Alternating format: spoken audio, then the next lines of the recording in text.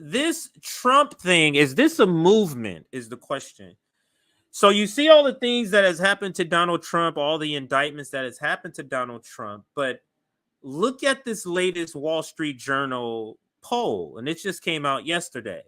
It's so bad that Morning Joe needs another day to cope on this. They didn't cover this at all today at Morning Joe, because that was the first corporate news outlet I wanted to check to see their cope on this poll. It's 46-46. Dead heat. Margin of error, 5%. But this is a dead heat after all the indictments. And what do they like to say? 91 counts against him, 4 indictments, one of which is for trying to stop democracy or against the United States. After all of that, he's still polling tied with Joe Biden. I mean, that is on so many levels has to be heartbreaking. It has to, on the level of, this is your grade for your propaganda. It's not working. So corporate media is propaganda, and everybody's in the game. Imagine it's supposed to be a 5-on-5 game, and they say, we can't beat them 5-on-5, so we're going to clear the bench, and you bring in your whole bench. So now it's 12-on-5, and you're still losing. So that's sort of what this this poll represents to those that are propagandists. But it also indicates the weakness of Joe Biden, because if Joe Biden was as good as everybody's saying he is, Bidenomics, how are you at a dead heat with a person who has 91 felony counts? I think that's what they say, 91 felony counts against him. How is that possible?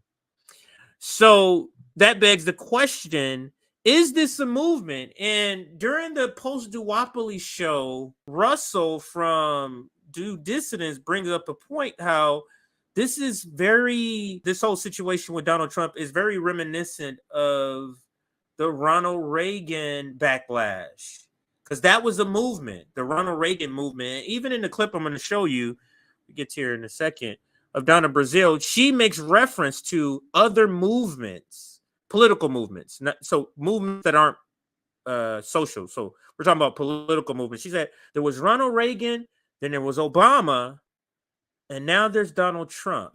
Let's go to This Week with George Stephanopoulos.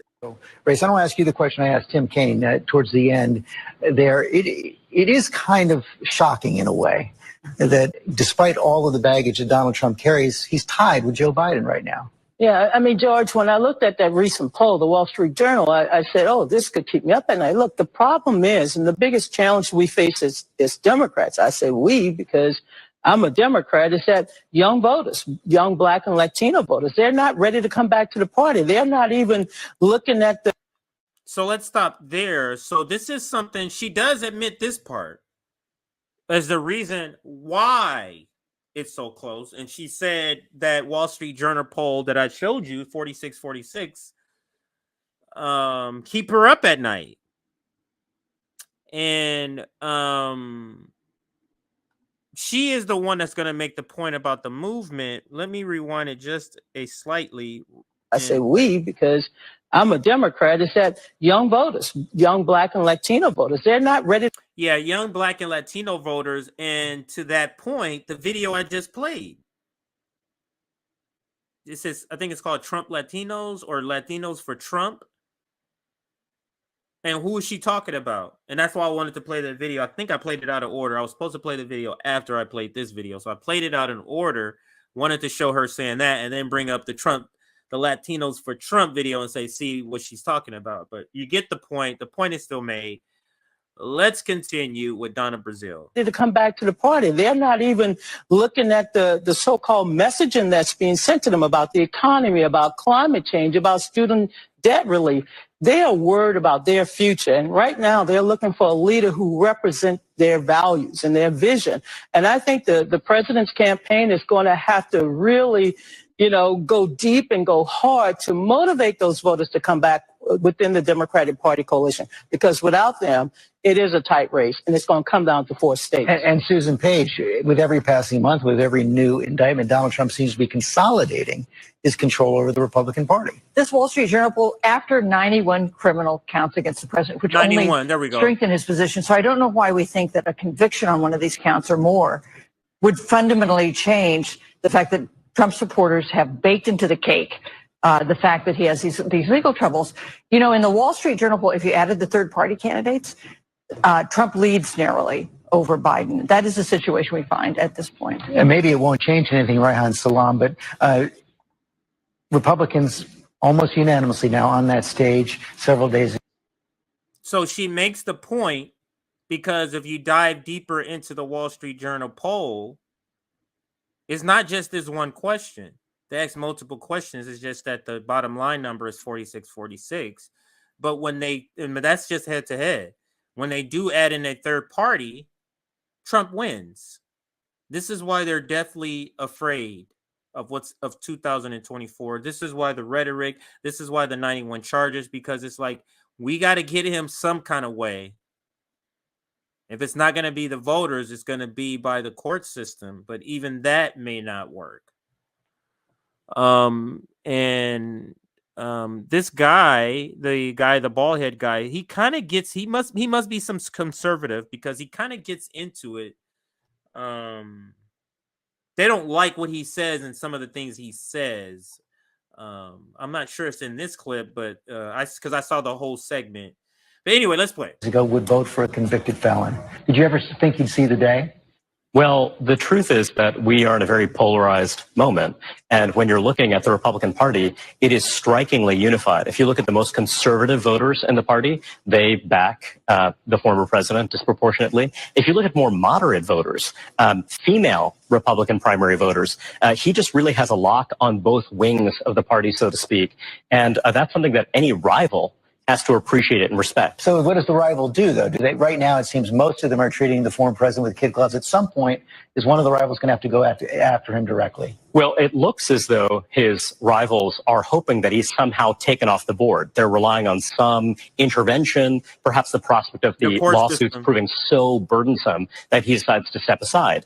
There doesn't appear to be anyone who wants to frontally attack him, with the exception of Governor Christie. I guess that leads to the other question, Heidi, is how is this legal system process going to play out, and will any of these trials kind of actually come to trial before the voters have basically made up their mind, at least on the Republican side? They may well, but if you dig deeper into that Wall Street Journal poll, you find that 78% of Republican voters say that he was justified to try and turn over the election. So it's not going to necessarily matter, even if he is convicted. And there's nothing in the Constitution that says, even if he's convicted and goes to jail, that he can't run a campaign from a jail cell under the worst circumstances. So yes, it does look like we're not in 2016 anymore. We are seeing these mini boomlets like in 2016 of other Republican challengers. But nobody's got But they're really about tiny. 20%. They're tiny. It's like 30% spread between those candidates and between Trump.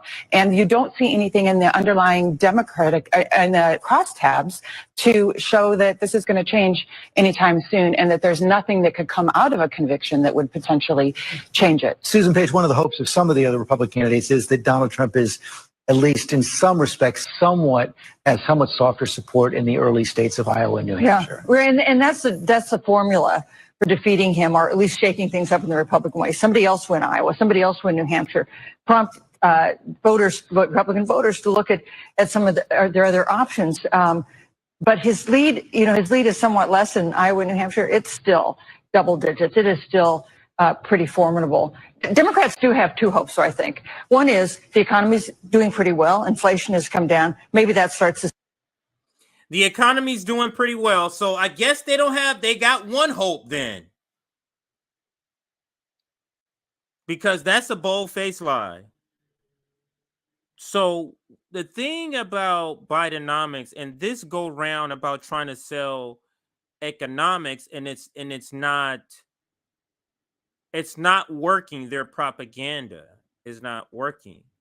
That's it. So it kind of shines a light on the fact that the indicators that they've set up to supposedly tell us it's a good economy or not aren't indicators for us. They're not indicators for the average working person. That you telling me the economy's great has no reflection on me as a regular worker. That literally has to do with the owner class and the amount of money they're making. That's why they talk about the stock market. Rich people own the stock market. That's why they talk about unemployment, because they're fully staffed. So let's continue with the this clip. Almost done. Oops. The sinking with voters. The other is the issue of abortion that has been so powerful in the midterm elections and could prove to be that again with those suburban swing women voters. Well, that's the question, Donna Brazile. What happens when it actually comes to a general election? There is a pattern in the last couple of elections where the Democrats are winning the close races. Well, because I think the Democrats understand that, you can be the superficial, what we're seeing on the Republican side with substance. And the substance, the policies, the practices of the Biden-Harris administration, improving people's lives. Look, this past week, this movement to reduce prescription drug prices, that's going to help Democrats. But I have to say something, because, George, I'm old enough to say this. I've seen two movements. This is where she breaks down the point. So this is the whole point of the segment, where she breaks down the movements, and she talks about how she's seen movements, and we're talking about political movements, in her lifetime. And she talks about how this Trump thing feels like a movement. Ain't nothing you corporate suits on TV and cable news, print media, New York Times, Washington Post, all of your Democratic DAs in Georgia, Fulton County, wherever they're at, none of you can stop the movement if this is a movement. If it's a cult, I guess it could have some of the same surface traits. So is it a movement or is it a cult? Put your thoughts in the comments. I'll toss them up as we listen to the rest of this. But this is where Donna makes the point about a movement. Movement to reduce prescription drug prices, that's going to help Democrats. But I have to say something, because, George, I'm old enough to say this. I've seen two movements outside of the social justice movements in my life on the political side. One was the Reagan movement. Reagan had a hold on his base, the country at large. They saw him as someone who was willing to stand up for American values, whatever that might have meant. Now, I thought it was reactionary. The other movement I saw was Barack Obama, hope and change. That galvanized the American people. I've never seen anything like this with Donald Trump. I mean, what doesn't kill you make you stronger? I mean, being indicted, that's making him stronger. Raising $10 million using an ugly mugshot to raise money. This is a movement. And anyone who thinks that you can apply the old political rules to trying to defeat this candidate based on he's scary, he's ugly, whatever you might want to call him, this is a movement. And we have to respect the fact that it's a movement. So that was a point. Let me pause this before I start some other video here. So that was the point of... There, it started it anyway. So, Race, I don't ask you the question I asked. She says it's a movement. That's what Donna Brazile clearly says, or at least she compares it to some older political movements that she described, and that's the Obama political movement, Hope and Change, and then the Reagan Revolution back in the 80s. And she's saying this feels like it. And it's funny because Russell had brought this up and brought how it felt very similar to the Reagan Revolution, and I had agreed. So this is a movement, but just like this says, it's a movement. That doesn't necessarily always mean that it's a movement for good.